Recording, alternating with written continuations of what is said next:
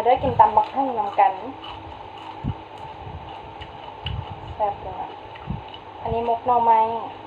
ใช้3 ชั้นไอ้ตำบักหุ่ง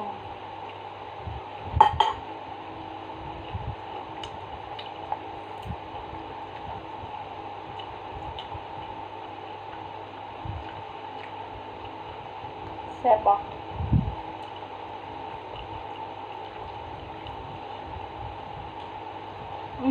เข้าเอาไปกองเดี๋ยว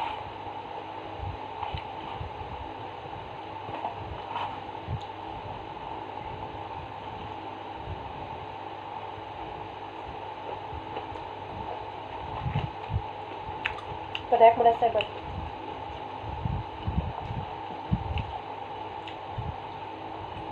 ใส่มือหยิบเลยให้ได้แห้งๆเดียวกัน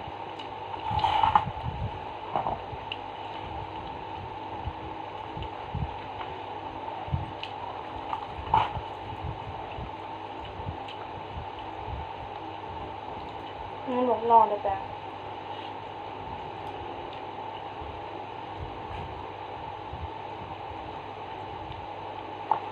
ทำไมใช้3 ชั้นใส่กะทิ